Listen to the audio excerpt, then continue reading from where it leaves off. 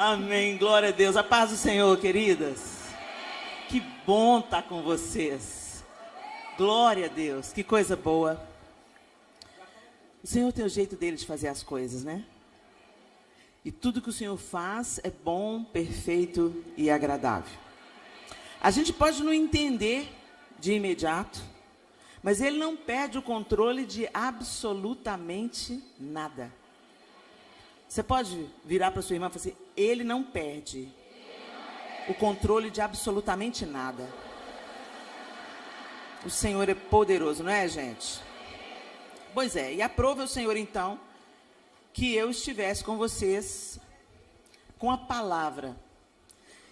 E é tão interessante como Deus faz as coisas, porque Ele colocou uma palavra no meu coração sobre como tudo deve começar. Com oração. Às vezes a gente pensa: não, Senhor, o que o Senhor vai fazer? O que o Senhor quer fazer? Confia, deixa Ele fazer do jeito dele, que é melhor do que o nosso jeito. Nós estamos vivendo dias desafiadores, sim ou não? Sim. Gente, é impressionante, a gente está vendo coisas que a gente não pensou que ia ver. A gente está ouvindo coisas que a gente pensou que não ia ouvir. Nas profecias bíblicas há um relato de que todas as nações se voltariam contra Israel. E eu pensava, muitas vezes, indo ali naquela terra, conhecendo aquela gente de perto, conhecendo como eles são zelosos, amorosos, conhecendo como eles são solidários. E não de ouvir falar, de ver, de presenciar. Eu comecei a pensar: como Deus? Como é que essa profecia vai se cumprir? Não apenas por causa desse povo como ele é, mas por causa daquilo que aconteceu na nossa história recente. Quando a gente vai nos campos de concentração, na Alemanha, existem muros escritos: nunca mais. Nunca mais o mundo vai permitir uma barbárie, um genocídio que foi feito contra o povo de Israel no Holocausto. Eu nunca pensei que eu fosse ver pessoas se levantando contra Israel nessa geração. E a gente está vendo isso. A gente está vendo coisas sendo chamadas de certas, que são erradas. E coisas que são erradas, sendo tratadas como certas. A gente está vendo as coisas de ponta cabeça. E nesse tempo, uma coisa que tem me chocado e me alertado, é que muita gente dentro da igreja tem ficado desanimada. As pessoas estão desanimadas, as pessoas estão descrentes.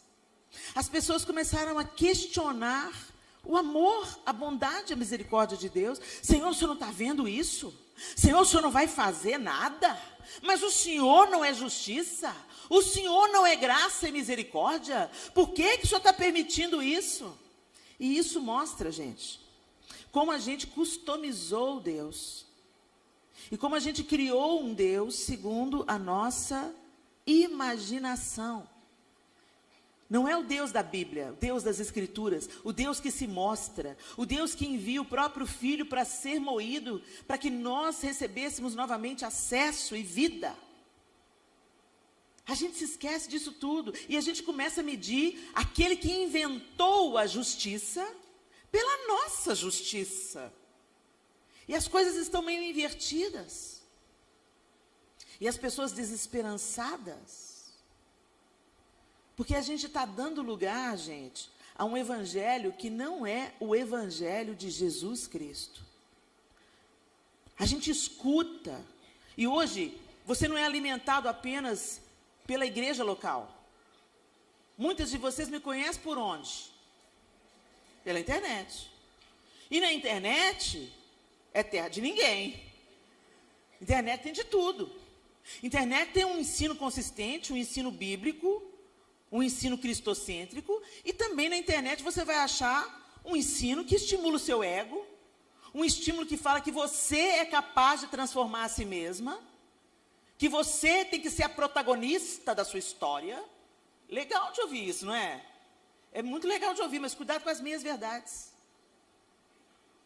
O diabo, quando ele foi tentar Jesus, ele não foi no óbvio. Ele usou a própria palavra de Deus para colocar Jesus à prova. Você pode pular daqui de cima. Não é assim que diz na palavra? aos seus anjos, dará ordem a seu respeito para que te sustentem? Ele usa uma verdade, ele distorce a verdade. E a verdade distorcida nada mais é do que mentira. E a gente tem abraçado essas mentiras. E qual é a função desse engano, do espírito do engano no meio da igreja hoje? Tirar os fundamentos, matar as raízes, deixar só a casca, sem estrutura, oco. Então tem muita gente que está dentro da igreja há anos, mas está oco, está sem estrutura, está sem raiz. E a gente tem que se lembrar, gente, que a oração é a maneira através da qual nós nos relacionamos com Deus. Imagina eu ser casada com João e não trocar uma palavra com ele. Imagina eu ser casada com João e chegar perto dele só com as minhas listas de pedidos. Meu bem, ó, tá faltando arroz, feijão, ovo, traz hoje, tá? E nada mais. Ou imagina eu conversar com o João só no domingo, junto com toda a minha família. Isso é relacionamento, gente? E o que Jesus veio fazer? Jesus veio pagar o escrito de dívida que era contra nós. Nós não podíamos salvar a nós mesmos. Nós não podemos salvar a nós mesmos. Por isso Deus precisou enviar Jesus. E Jesus precisou de morrer para que a sede de justiça de Deus fosse saciada na morte sacrificial de Cristo. E essa morte sacrificial de Cristo nos deu livre acesso a Deus, para que nós voltássemos a nos relacionar com Ele, através da reconciliação que foi feita em Cristo. A Helena, isso é óbvio. Gente, mais do que nunca o óbvio precisa ser dito. Isso é a base. Tem gente que está dentro da igreja há 10 anos perguntando, mas a gente é salvo de quê? A gente é salvo da nossa picaretagem, a gente é salvo da nossa inveja, da nossa cobiça, dos nossos olhares odiosos, a gente é salvo da nossa soberba, a gente é salvo do nosso pecado original. A gente já nasceu pecador. Por isso que nós precisamos de Deus. Precisamos, para nos relacionar com Deus, de passarmos pelo único que é o caminho, a verdade e a vida. Quem é? Jesus. Ele derramou o sangue sacrificial. Só Ele foi o cordeiro imolado para a remissão de pecados. Por isso só Ele é a porta. Só Ele é a porta. Porque só Ele morreu e derramou o seu sangue inocente para a remissão de pecados. Os justos e santos que morreram depois de Jesus, morreram entregando a sua vida, imitando os passos do Mestre. Mas todos eles, apesar de serem redimidos por Cristo Jesus, eram imperfeitos. Todos eles eram como nós, limitados. Homens que foram sendo aperfeiçoados pelo amor de Cristo, vivendo a vida de Cristo. Homens e mulheres que se entregaram à santificação, ao trabalho do Espírito Santo. E muitos deles deram a sua vida mirando o exemplo do Mestre. Do Alfa e do Ômega, do princípio e do fim. Do único que é digno e perfeito. Então Jesus nos dá novo acesso a Deus. E agora você pode entrar. Ele abriu um novo e vivo caminho pelo seu sangue. Você não precisa mais de um sumo sacerdote. Você não precisa de mim te representar, do pastor Danilo te representar diante de Deus. A gente pode orar por vocês como corpo de Cristo. Mas você tem a chave de casa. Jesus te deu. Jesus te reconciliou. Então você pode falar com Deus Pai a hora que você quiser. Mas a gente está fazendo isso, gente? A oração, de uma maneira simplista, é falar com Deus. Essa é uma forma simplista de dizer, mas a oração é mais do que isso. A oração é um convite de Deus para que a gente possa interagir com Ele. A oração não é só um lugar onde a gente vai buscar em Deus as coisas que a gente tem necessidade. A oração é o lugar da gente se relacionar com Deus. O escritor da carta aos Hebreus diz assim: por muito tempo Deus falou várias vezes e de diversas maneiras a nossos antepassados por meio dos profetas. E agora, nestes últimos dias, Ele nos falou por meio do Filho, o qual Ele designou como herdeiro de todas as coisas e por meio de quem criou o universo. Por sua palavra, Deus fala, Deus cria, Deus revela, Deus mostra o seu caráter, Deus inclina os seus ouvidos ao nosso clamor. Orar, então, gente, é responder. Deus deu o primeiro passo em direção à humanidade. E orar é responder, é corresponder à generosidade, à provisão de Deus através do seu Filho. Orar é a resposta submissa de uma noiva ao amor sacrificial do noivo. Isso é orar. A oração é uma disposição de se aproximar e conhecer Deus, e não apenas uma maneira de adquirir algo dele. Edmé Williams fala uma coisa que eu gosto muito. Ela fala assim: eu vejo uma igreja clamando pela volta de Jesus. Ora vem, Senhor Jesus, ora vem, Senhor Jesus. Mas eles falam isso, mas não entram no quarto para orar. Então, isso não é desejo pela presença do noivo. Isso não é saudade do noivo. Isso não é querer estar com Jesus.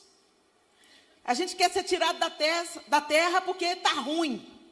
Ah, o mundo está difícil, é guerra, é instabilidade econômica. Ah, vai ser, vai fazer, vai acontecer, vai ter perseguição. Ah, meu Deus do céu, e aí agora que vai ser? Ora vem, Senhor Jesus. Ela falou assim: isso não é amor, isso é golpe do baú. E é literalmente, né, gente? Quando uma noiva quer casar por aquilo que o noivo pode oferecer para ela, é golpe do baú. Mas o Senhor quer que a gente se aprofunde no relacionamento com Ele através da oração. Então, a oração não é só uma maneira de você bater o cartão, gente. É mais do que isso. É a maneira de você desenvolver o seu relacionamento com aquele que você diz que ama. Abra sua Bíblia comigo em Mateus, capítulo 6. E nós vamos ler a partir do verso 5. Eu vou usar a nova versão transformadora, a NVT. Mateus 6, a partir do verso 5, a palavra de Deus diz assim: quando vocês orarem, quem está falando, gente? Jesus. Jesus está ensinando aos seus discípulos. Quando vocês orarem. Ele não está falando se. Se vocês orarem, vocês vão orar assim, não, quando? Ou seja, é pressuposto que você ore. Não tem como se relacionar comigo se você não ora. Não tem como chegar até Deus se você não ora. Quando você orar, porque vai acontecer, tem que acontecer. Quando você orar, como é que você vai orar? Não sejam como os hipócritas, que gostam de orar em público nas sinagogas e nas esquinas, onde todos possam vê-los. Eu lhes digo a verdade, eles não receberão outra recompensa além dessa. Mas quando orarem, cada um vá para seu quarto, feche a porta e ore a seu pai em segredo. Então seu pai, que observa em segredo, os recompensará. Ao orar, não repitam frases vazias sem parar, como fazem os gentios. Eles acham que se repetirem as palavras várias vezes, suas orações serão respondidas. Não sejam como eles, pois seu pai sabe exatamente do que vocês precisam, antes mesmo de pedirem. Portanto, orem da seguinte forma: Pai nosso que estás no céu, santificado seja o teu nome. Venha o teu reino. Seja feita a tua vontade, assim na terra como no céu. Dá-nos hoje o pão para este dia. E perdoa nossas dívidas, assim como perdoamos os nossos devedores. E não nos deixes cair em tentação, mas livra-nos do mal. Pois teu é o reino, o poder e a glória, para sempre. Amém. Quando a gente escuta esse ensino de Jesus, a gente vê claramente o que ele traz como premissa aqui. Não queiram impressionar as pessoas, não vivam de casca, não vivam de aparência. Sejam de verdade. Para você ser de verdade, você tem que ser no íntimo, não no público. É muito fácil a gente ser uma bênção em público. A gente entra, eu já cansei de falar com vocês, todos esses anos de cura, vocês escutam eu batendo na mesma tecla. Sai da aparência. Porque é fácil a gente ser uma bênção na igreja. O nosso grande desafio é ser crente dentro de casa. É ser uma bênção dentro de casa, é ser crente na vida comum, é ser crente quando você está na sua universidade, na sua escola, no seu trabalho, é ser crente nas pequenas atitudes, é ser crente quando você está sozinho, você e o computador, é ser crente quando você está sozinho com a sua televisão, é ser crente com as coisas que você nutre na sua intimidade, com seu marido, é ser crente, gente. É ter uma vida que corresponda ao sacrifício que foi feito por você. Uma vida onde o Espírito Santo de Deus, de fé em fé, de glória em glória, está forjando Jesus em você. Isso é cristianismo. E ele começa falando, vocês não vão fazer como aqueles que oram em público. Porque eles gostam de ser vistos pelos homens, eles são hipócritas. O que é o hipócrita? É o que parece, mas não é. Por fora você jura que, é uma pessoa de oração. Mas, e a gente mesmo, faz uma avaliação sincera, uma autoavaliação sincera. Você já notou quando você está orando no seu quarto, só você e Deus, ninguém está te ouvindo, como é que você ora? E quando você ora, você está em público? Com Deus lá, dependendo do dia, o ranho vai descendo, a meleca, o choro. Oh Deus, Senhor, o negócio está feio, Jesus, Senhor. Eu não tenho nem o que falar, Senhor, eu não estou nem conseguindo falar, eu estou com ódio, Jesus. Te rasga o coração. Agora, você está na frente das pessoas, amantíssimo Deus. Eterno, eterno Pai. Tem gente que até trepida a língua, né? Eterno Pai, em cuja presença, Senhor, nos encontramos. Gente, a gente não engana Deus. Então Jesus está falando, olha, vocês não vão orar como fazem os fariseus em público, nas sinagogas, nas esquinas, onde possam ser vistos. A gente ama chegar na igreja e ajoelhar para todo mundo ver que a gente está orando. Sei vocês, né? Mas Jesus me pegou numa dessas. Eu vi as meninas da Assembleia de Deus, elas chegam, sentam, ajoelham, né, na primeira cadeira. Eu falei, achei tão bonito. Eu falei, nossa, que legal, né? Elas estão orando. Vou fazer isso também. O Espírito Santo é imbatível, né? Ele vem com a sonda dele na hora. Por quê? Você já não orou lá no hotel? O João já não impôs as mãos para você lá no secreto? Por que você tem que mostrar para elas que você está orando? O pessoal da Assembleia de Deus ficou bravo comigo. Você está falando mal das meninas? Eu não estou falando mal das meninas, estou falando mal de mim. Eu não conheço a motivação das meninas, mas o Espírito Santo me mostrou a minha motivação. Eu estava querendo orar para parecer mais santa. Gente, essa é uma tentação reincidente. Isso é abominação para o Senhor. A nossa vida tem que ser, no público, ela tem que ser a consequência do que é o privado. É de dentro para fora. Quando é o contrário, sobe ao Senhor como um mau cheiro as narinas dele. Se tem uma hora que eu vejo Jesus sendo ríspido, sendo duro, é com gente hipócrita. Gente que parece, mas não é. E ele coloca esse prumo aqui para a gente. Vocês não vão orar para ser visto. Vocês não vão orar para parecerem mais santos para os outros. Vocês não vão orar para... sabe, a gente ama falar que está jejuando, né? Nesse mesmo texto, Jesus ensina sobre jejum, o pessoal fica abatido. Está tudo bem, fulano? Está tudo bem. Eu estou jejuando. A Bíblia fala, olha, penteia o cabelo, põe uma maquiagem, vai, toda bonita, tá ótimo. O estômago está lá nas costas, está tudo bem. Mas a gente gosta de quê? De proclamar as nossas boas obras. Gente, a gente é um material que só Jesus para amar a gente assim. E ele está falando, vocês não vão fazer isso. Porque eu lhes digo a verdade, eles não receberão outra recompensa além dessa, de serem vistos e aplaudidos pelos homens. Eu não quero recompensa de homem não, gente, eu quero recompensa de Deus. Mas quando orarem, cada um vá para o seu quarto, feche a porta e ore a seu pai em segredo. Ele está falando de uma vida. Ele está falando de intimidade. De cultivar o seu secreto com Deus. De cultivar o seu momento com Deus.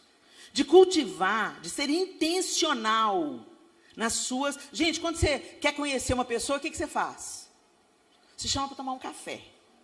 Né? Se chama para sua casa. Vão lá em casa. Você conheceu uma pessoa, achou ela legal. Achou ela legal, você, como é que eu posso fazer para me aproximar da fulana?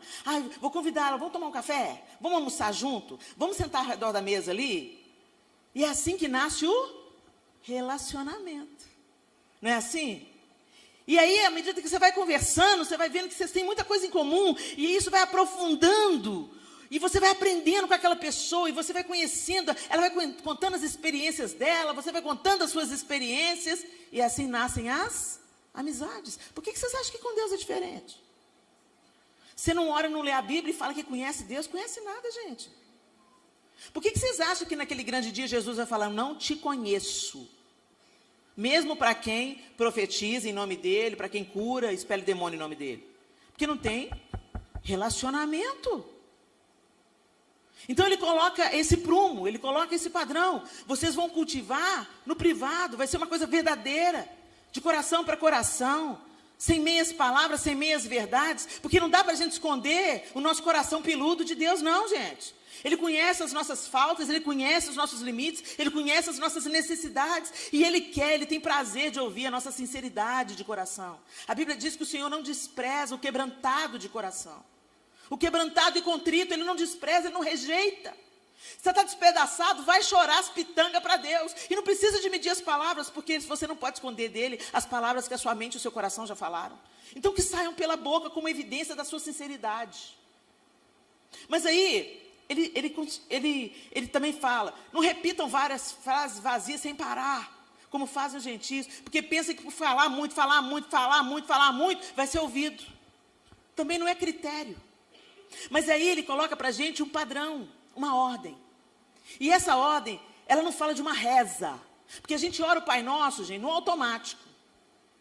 É uma reza. Reza é aquilo que você só repete igual um papagaio, sem entender e sem perceber as intenções por detrás de cada frase. E quando Jesus ensina, ele está dizendo, Pai Nosso que estás no céu. Começa a oração aí. Pai Nosso que estás no céu. Sabe o que é isso? Para dar para a gente a perspectiva de que Deus é Pai. Nós somos filhos. Ele é grande. Nós somos. Ele é perfeito. Nós somos limitados. E não só isso. É Pai Nosso. A gente vive hoje no evangelicalismo uma fé autocentrada. Até nas nossas canções. A gente que o Pai é meu. Deus tem um propósito para mim. Deus tem um sonho para mim. Deus tem um ministério para mim. Deus me ama. Oh, me ama. Ele me ama. Ama mesmo, é verdade. Mas ele ensinou a orar ao Pai? Por quê? Porque não é só você não, bem. Ele está se comunicando com o corpo. A noiva. A noiva não é constituída de uma pessoa só. A noiva é um organismo vivo. A noiva é cada um de nós. Então olha para essa pessoa que está do seu lado. Deus te ama tanto quanto ama ela. Você não é mais amada não, meu amor. A gente tem que perder esse negócio, sabe? De uma fé autocentrada. É tudo sobre mim, meu umbigo. Ai, Deus me ama. Eu sou filhinha preferida de Deus. Não tem isso não, gente. O Pai é nosso.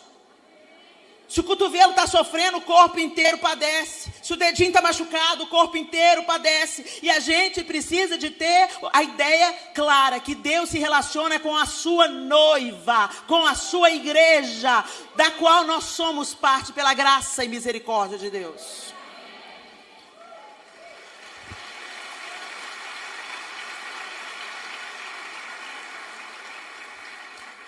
Quando nós temos esse equívoco de ter uma fé muito exclusiva, você tende a se ferir mais. Você se decepciona com Deus. Quando as coisas não acontecem do jeito que você queria, você fica de biquinho com Deus. Depois fala que me ama. Mas olha lá, o milagre está acontecendo na vida da Mônica. Depois fala que Deus não tem filho preferido. Uma ova. Você pode ver, quem fica aí de mimimi com Deus, de bico com Deus, é porque tem essa mentalidade equivocada, de que é tudo sobre mim. Eu no centro.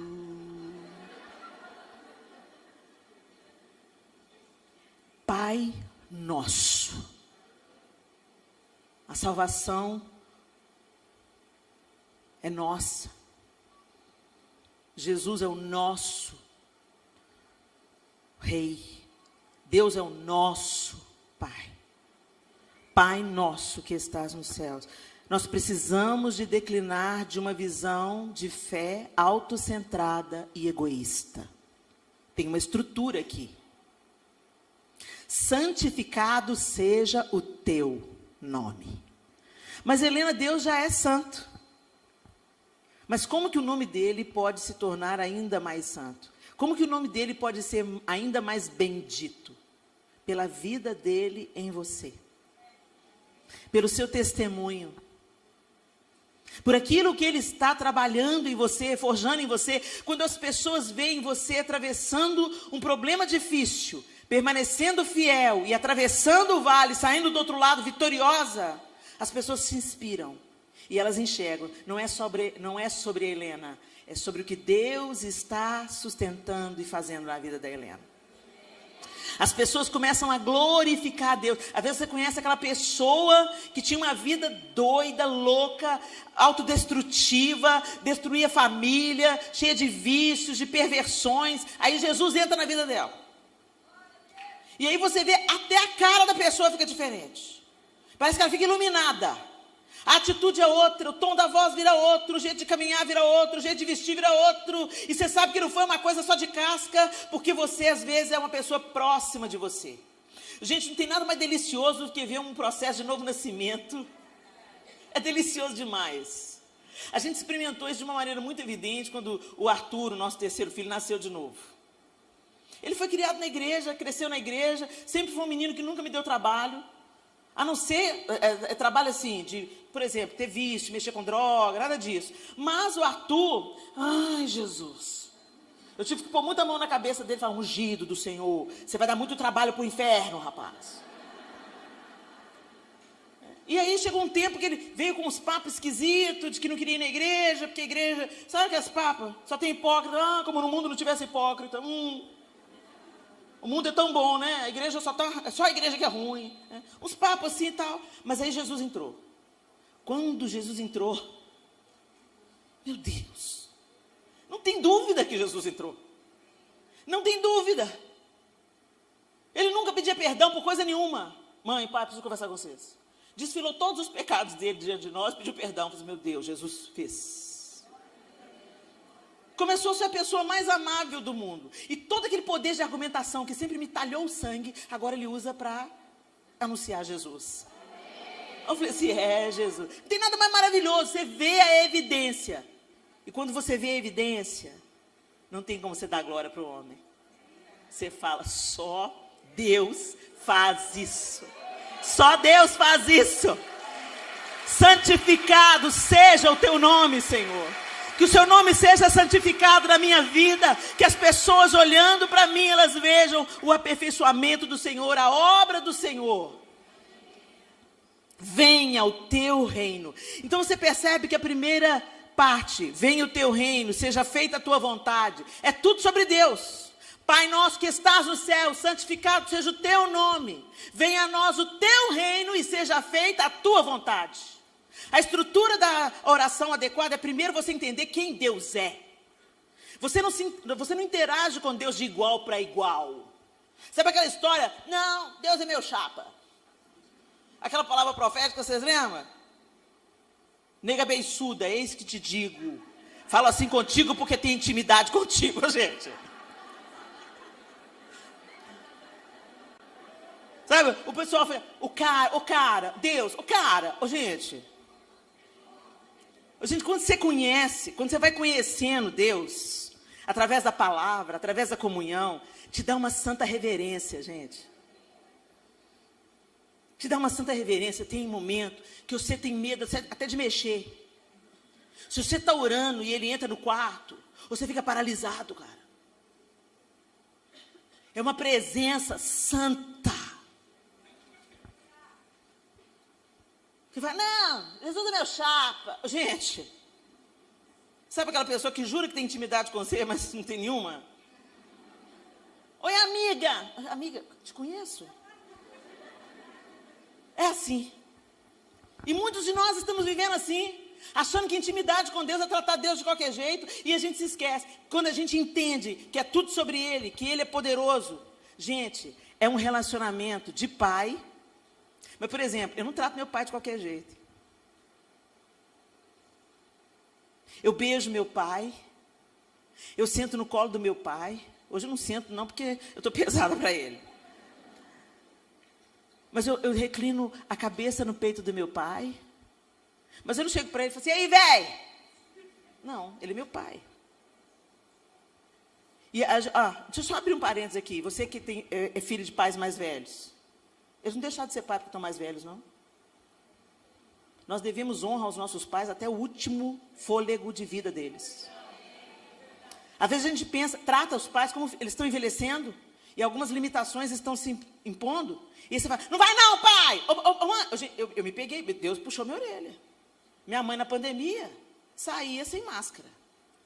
Aí um dia o guarda parou ela, senhora, cadê a máscara? Ela sozinha na rua. Cadê a máscara? Você está sem máscara, senhora? Tô não, seu guarda, pera aí. Tá aqui. Amigo do peito. A máscara estava no sutiã. Ô mãe, misericórdia, mãe. A máscara não é para ficar no sutiã. Arleninha, eu não aguento, não. Olha, eu vou caminhar às 5:30 da manhã por causa disso. Eu não encontro com ninguém me enche a paciência, ninguém me passa vírus, eu não passo vírus para ninguém, mas eu não aguento andar com aquele negócio que fica me dando dor no peito. Eu vou ficando sufocada. E aí eu fui toda folgadinha. A senhora não pode fazer isso definitivamente, mãe. A senhora tem que ter juízo. O Espírito Santo falou, quem é a mãe? A gente passa umas vergonhas, né, gente? Tem que calçar a cara e falar, oh, desculpa, mãe, desculpa. Eu aconselho, eu sugiro. Eu sugiro a senhora, mamãezinha.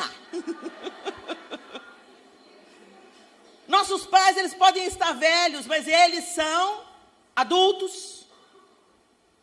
E deve ser muito duro ser mandado por um filho. Tipo, não, troquei suas fraldas. Você está querendo vir me dar ordem? Te aguentei na adolescência. Você vai querer me dar ordem? E às vezes a gente tem esse relacionamento com Deus, sabe? A gente quer dar ordem para Deus. Não se esqueça. A gente precisa de ter, não perder a visão de que Deus é todo poderoso e que você pode se achegar confiante na intimidade, no acesso que Jesus te deu, mas não perca a reverência. Não perca o padrão.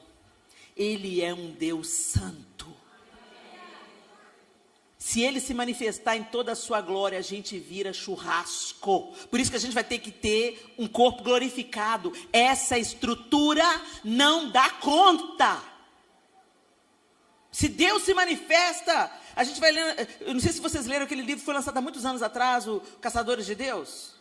Aquele livro me impactou muito, porque ele descreve uma experiência de um cara que estava buscando a manifestação de Deus, manifestação de Deus, manifestação de Deus. No culto que Deus se manifestou, o púlpito de acrílico fendeu no meio, o pastor voou 2 metros para trás, ficou lá estichalhado, e o povo vinha se arrependendo de pecado espontaneamente, tamanha era a reverência imposta, o ar ficou rarefeito, segundo a descrição dele. Ele falou assim, era difícil a gente respirar, o ar ficou rarefeito.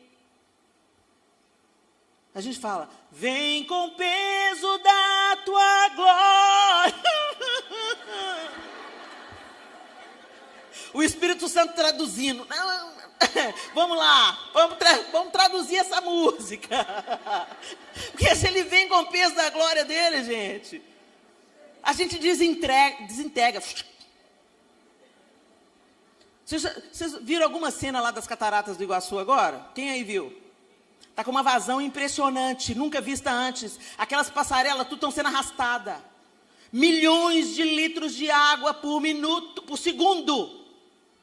Uma força descomunal. Você já viu o oceano? Uma força descomunal, a gente vira nada. Pois é, foi Deus que criou. Por aí você vai ter uma ideia. A estrutura é: venha o teu reino. Reina sobre mim, Senhor. Seja feita a tua vontade. Aí a gente lembra da oração de Jesus. Eu quero isso, Senhor. O meu desejo é que o Senhor afaste de mim esse cálice. Eu estou expondo para o Senhor, Pai, a minha angústia. Contudo, que seja como o Senhor quer e não como eu quero. Se Jesus orou assim, por que a gente fica dando ordem para Deus? É confiança de que a vontade de Deus é boa, perfeita, agradável, é melhor do que a nossa. Porque Deus está no nosso futuro. Nós somos limitados pelo tempo. Deus é atemporal. Deus não está preso no relógio, nem nas estações do ano. Ele tem a visão do todo, nós temos uma visão fragmentada. A segunda estrutura da oração do Pai Nosso: o pão nosso de cada dia nos dá hoje. Perdoa as nossas dívidas, assim como temos perdoado aos nossos devedores, e não nos deixes cair em tentação. Essa segunda parcela é de dependência, de confiança e de obediência. Quando você fala o pão nosso de cada dia, isso está falando de confiar na oração. Quando a gente ora, a gente tem que confiar que Deus está ouvindo. Quando a gente ora, a gente tem que confiar que a bondade de Deus se inclina sobre nós, ainda que Ele diga não.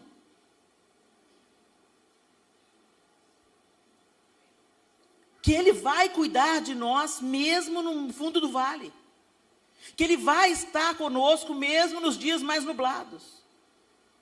O pão nosso de cada dia, isso não fala só do alimento, da roupa, isso fala do sustento para ficar de pé em cada dia. Isso fala de resistir a cada adversidade que surge, a cada diagnóstico que surge, a cada desafio com o filho que surge. O desemprego é de cada dia, basta cada dia o seu próprio mal. A gente pensou que tinha aprendido isso na pandemia, aprendeu nada, estamos aí repetindo os mesmos erros de novo. A gente não tem controle de nada não, gente. E de vez em quando Deus tira o controle assim da mão da gente, para a gente ter a noção. A gente nunca teve controle, mas a gente pensa que tem. E de vez em quando, tudo dá errado, assim, um diagnóstico te derruba. O quê? Só te resta: Senhor, me salva. Quando a gente chega aí, chegamos num bom lugar. O pão nosso de cada dia. Nós andamos construindo para o amanhã e não vivendo hoje. Nós andamos sonhando o amanhã sem desfrutarmos o hoje. Nós vivemos acumulando para amanhã sem abençoar hoje. E Jesus está ensinando para a gente uma outra estrutura: confiança. Quando vocês orarem, vocês vão orar o pão nosso de cada dia. Porque eu creio que o de amanhã você vai cuidar de amanhã, e depois de amanhã você vai cuidar depois de amanhã. Eu não estou dizendo, gente, para a gente viver uma vida irresponsável, endividada. Não é isso que eu estou falando. Eu estou falando uma vida que confia. Porque tem gente que acredita que pode realmente controlar as coisas. Deus fala: vai lá, divide o seu pão com o outro. Não vou não, Senhor. Amanhã eu posso precisar. Você conhece alguém assim? A casa está cheia de tranqueira. Vamos doar, mamãe. Não, amanhã eu posso precisar. Tem 15 anos que está falando que vai precisar daquela porquinha. A rosca que põe no parafuso, aí a pessoa vai, acumulador, vai juntando as coisas. Não, gente, confia, Deus vai te prover. Aquela calça 38 que um dia te serviu, não te serve mais, não te pertence mais. Doa, irmã. Helena, mas eu vou emagrecer. Quando você emagrecer, o pão nosso daquele dia Deus vai te dar. O pão nosso de cada dia, confia. Hoje, o Senhor cuida de você hoje. A palavra de Deus nos exorta em vários outros trechos. Não andeis ansiosos de coisa alguma. Buscai, pois, em primeiro lugar o reino de Deus e a sua justiça. Mas a gente insiste em ficar ansioso. A gente não sabe nem se a gente vai estar aí amanhã, gente. Na real, quem me garante que eu vou estar viva amanhã? Quem me garante que eu vou estar vivo daqui 4 horas? Quem me garante?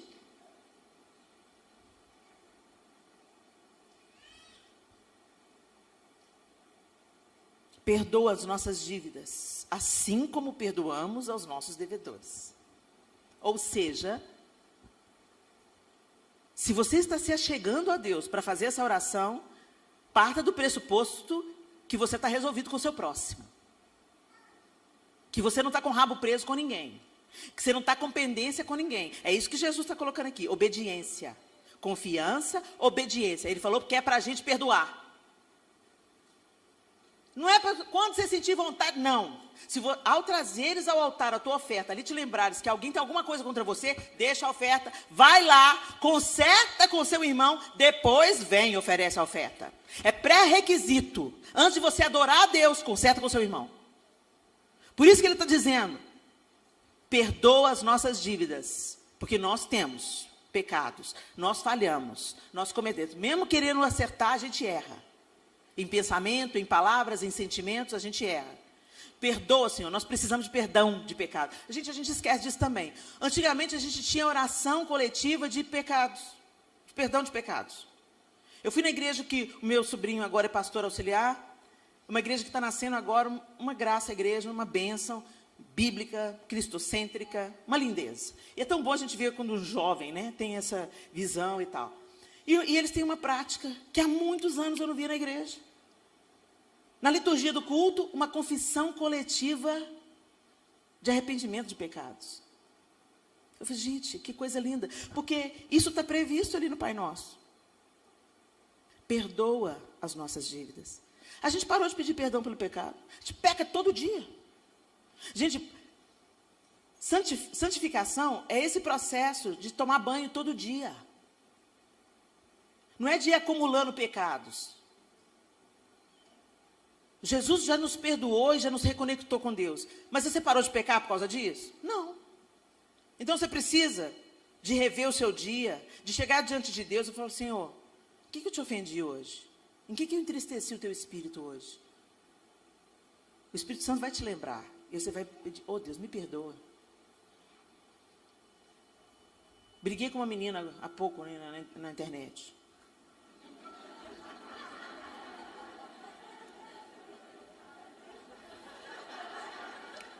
A bonita foi falar bem do Hamas. Foi atacar Israel. Aí, eu mandei uma mensagem para ela, no direct. Movida pela ira, né? Eu fui do 0 ao 1000, assim. O quê? Peguei o telefone e falei assim, você é ignorante ou imbecil?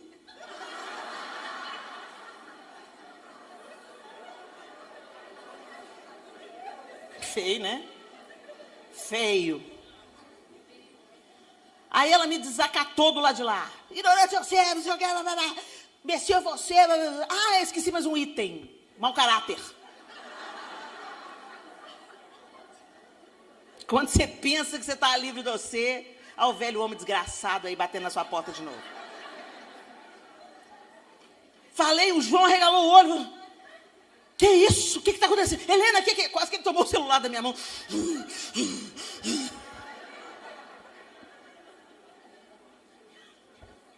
Gente, aí o sangue foi esfriando. A razão foi voltando e o Espírito Santo detonando. O Espírito Santo é fruto do Espírito, Helena? Cadê o domínio próprio, Helena? Mansidão foi pelo ralo. Vai pedir perdão.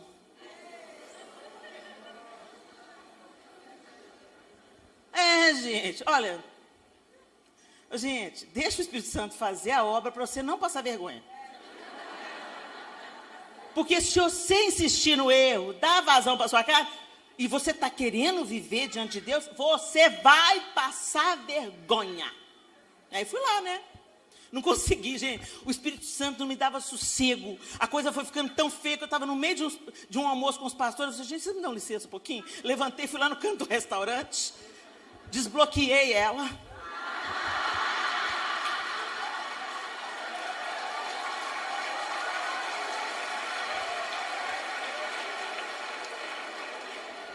E falei assim, olha, fulana, é esse seu nome, né? Porque eu não sabia a pronúncia certa. Acredito que seja essa a pronúncia do seu nome. Eu quero te pedir perdão. Idiota fui eu, imbecil fui eu, de ter te tratado dessa maneira. Eu não tinha o direito de, mesmo tendo uma posição diferente da sua, te tratar do jeito que eu te tratei. Isso não representa o Deus a quem eu sirvo e amo. Eu te peço que você me perdoe, viu? Eu não te conheço, você não me conhece, eu me senti atingida, eu amo demais aquele povo, mas eu não tinha o direito de falar assim com você. Então eu espero que você me perdoe. Eu fui uma tola me dirigindo a você dessa forma. E não quis mais saber a resposta.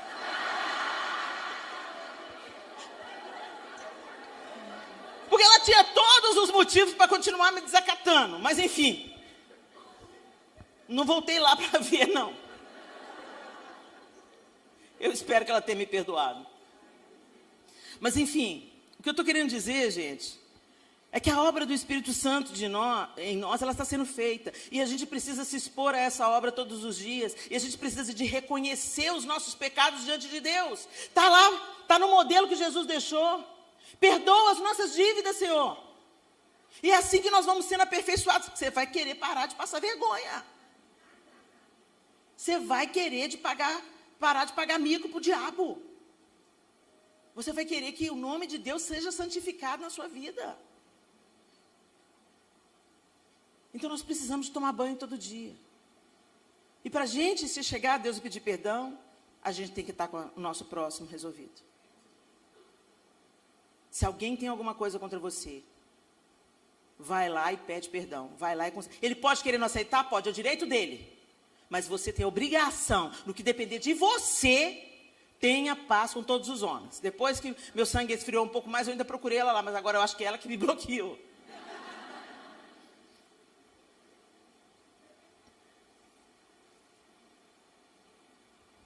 Assim como temos perdoado aos nossos devedores. E não nos deixes cair em tentação.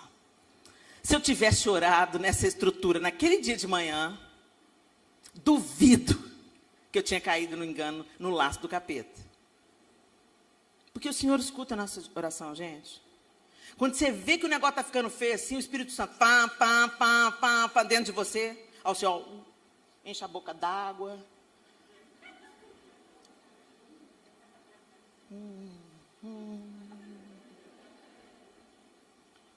Ele vai te ajudando.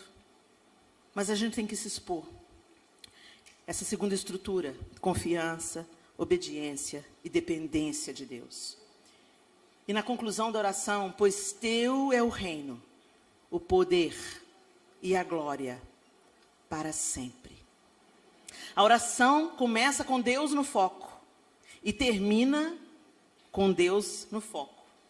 Não é uma reza, é uma proposta de estrutura que organiza qualquer oração. Começa qualquer oração que você for fazer com Deus no seu foco. E termina a sua oração dando a Ele graças por quem Ele é, com Ele no foco. Teu é o reino, teu é o poder, tua é a glória. O Senhor sabe tudo, o Senhor é sábio, o Senhor é santo, o Senhor é bom e eu te agradeço. Todas as nossas orações devem ser permeadas por essa estrutura. E não uma estrutura egoísta. Não buscando apenas as benesses de Deus. A gente custa orar, e quando a gente ora, a gente ainda ora errado. Porque a gente vai a Deus só com as nossas listas, igual eu citei aqui o exemplo. Só com a nossa petição. E normalmente a nossa lista é para a nossa família, para a nossa igreja. My precious. Tudo meu, tudo meu, tudo meu. E o Senhor está ensinando para a gente que não é assim, não. Olha que interessante, no livro do John Piper, o livro do John Piper chama Quando Eu Não Desejo Deus. Ele diz assim, abre aspas, Não é errado querer as dádivas de Deus e pedi-las. No entanto, toda dádiva deve ser desejada essencialmente porque ela nos mostra mais de Deus e nos acrescenta mais dele. Assim, é secundária cada oração pela vida, pela saúde, pelo lar, pela família, pelo emprego e pelo ministério. O grande propósito da oração é pedir que em todas as suas dádivas e por meio delas, Deus seja a nossa alegria. Gente, quando nós começarmos a interagir com Deus, a nos relacionarmos com Deus, através de uma oração moderada pelo Pai Nosso, nós vamos entender, nessa interação com Deus, que quando Ele fala não, Ele está nos amando. Que mesmo quando você está no vale, Deus não te abandonou. Que mesmo quando o resultado da eleição não foi o que você esperou, Ele não perdeu o controle. Que mesmo quando a guerra explodiu, sem você entender com tanta violência, Deus é o único capaz de pegar a história da miséria humana e transformar em triunfo, em conversão, em uma oportunidade para Jesus se apresentar para um povo. Esse que é o Deus que a gente serve. Mas a gente customiza Deus. E Ele mais se parece com o gênio da lâmpada, com o Papai Noel. E as nossas orações são totalmente egoístas e autocentradas. E a gente ora pouco. E quando a gente vai para Deus, é só na hora do perrengue. É só na hora da luta, é só na hora da adversidade. Aí a gente faz campanha. Aí a gente dobra o joelho. Aí a gente jejua 21, 40, 70 dias. Aí a gente busca a bênção. A gente busca a cura. E Deus, muitas vezes, por misericórdia e graça, atende a nossa súplica, atende o nosso clamor, dá a nossa provisão. Mas a gente perdeu a oportunidade de viver um outro nível de relacionamento com Ele. De recebermos a porção de calma para atravessarmos os vales.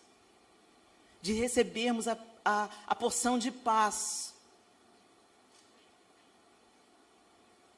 Eu não abri isso, mas vou abrir com vocês hoje. As coisas acontecem aqui no Cura, hein, Mônica? O João, esse ano, enfrentou um câncer. Quando você pensa assim, gente, tem tanta coisa, Senhor. Quando você ora para o Senhor, Senhor, a esperança adiada apodrece os ossos, Senhor. Ouve o meu clamor, Senhor. O Senhor sabe qual é a minha petição diante do Senhor. E quando você espera uma resposta, vem um diagnóstico.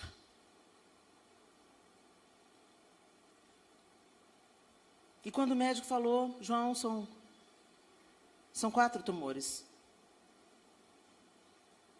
Grau 8. 3, 7, 1, 8.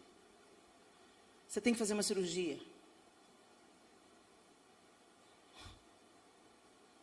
Eu me conheço. O João me conhece, nossos filhos nos conhecem. Eu sou intensa em tudo. Mas a paz que supera todo o entendimento,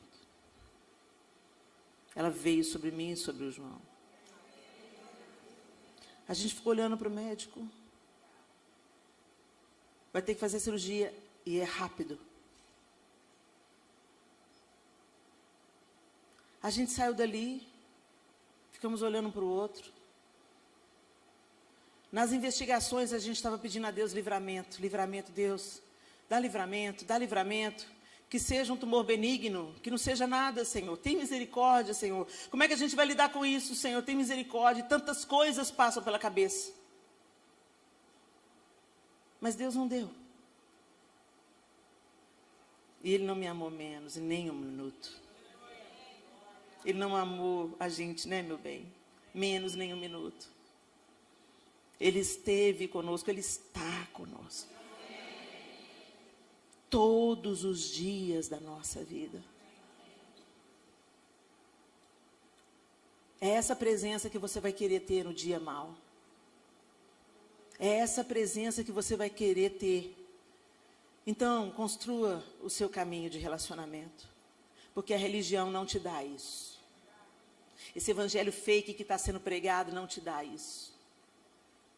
Essa oração autocentrada e egoísta não te dá isso. Tratar Deus como se Ele te devesse alguma coisa não te dá isso. A paz que excede a todo entendimento, só Deus pode dar. Só Ele pode dar. Ele é a fonte da água da vida. Ele é a luz do mundo. No meio da escuridão, Ele é a esperança. No meio do diagnóstico difícil, Ele é a nossa esperança. A porta, o único caminho.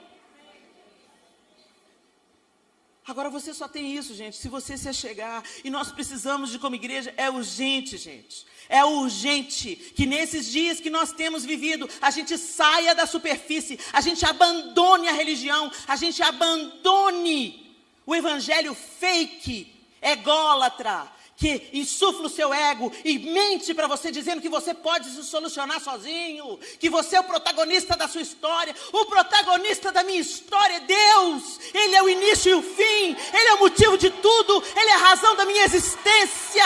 Ele é tudo sobre Ele, a glória é dEle, o poder é dEle, a majestade é dEle.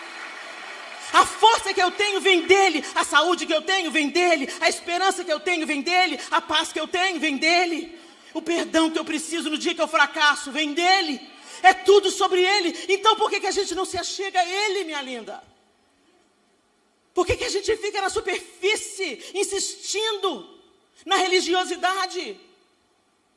Com tudo que tem sido investido nas mulheres, nesses projetos, nos últimos 30 anos, congressos de mulheres que têm levantado milhares de mulheres. E a gente só está engordando.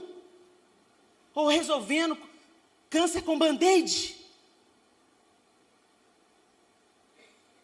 Como nós somos numerosas com o alimento que nós temos recebido. Pelo menos nessa casa eu sei que o alimento aqui é sólido. Com o alimento que nós temos recebido, a gente era para estar num outro nível de relacionamento com Deus, de intercessão ousada. Profetizando em hospitais, curando enfermos, quebrando cadeias dentro das prisões. Mas uma fé que começa na oração autocentrada, ela permanece autocentrada em tudo mais. Se você é autocentrada na oração, você não vai transbordar para lado nenhum.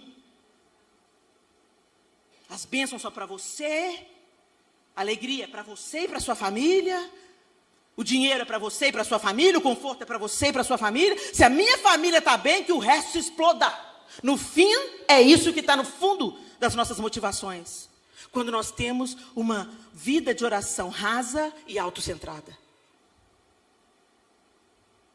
O apóstolo Paulo, ele ensina. Não, antes do apóstolo Paulo, Tiago diz na sua carta, em Tiago 4, 2, 3.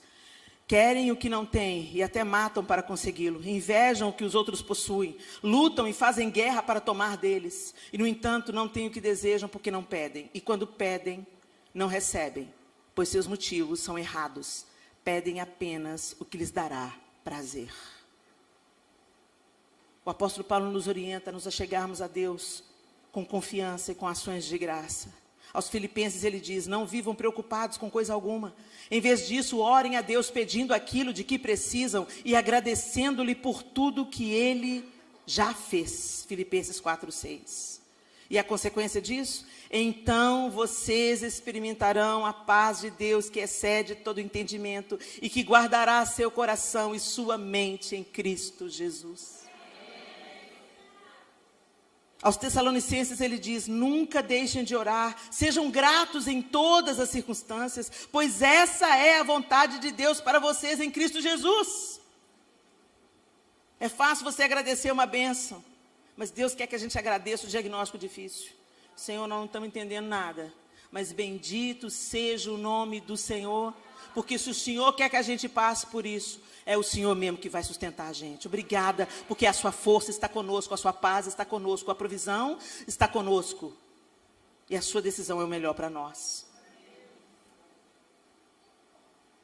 Que em nome de Jesus, nossas orações entrem no lugar que elas precisam de entrar. Primeiro, que elas comecem a acontecer. Que você saia desse lugar de silêncio no seu relacionamento com Deus. Não há relacionamento em silêncio. Relacionamento é permeado por longas conversas, deliciosas conversas. Um dia eu virei para uma mãe e falei assim: nasceu seu bebê, você vai ter que orar pro resto da sua vida. Ela tomou um susto, parecia que eu estava jogando uma maldição nela.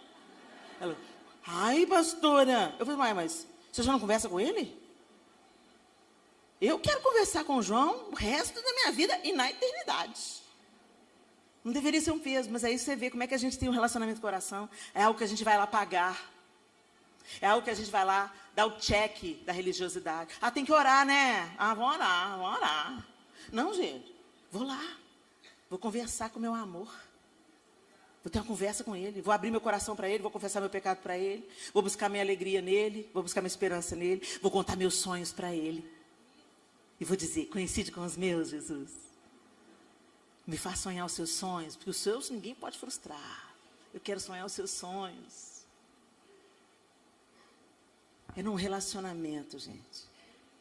E o relacionamento profundo, intenso, prazeroso, leve. É isso que Deus quer ter com a gente.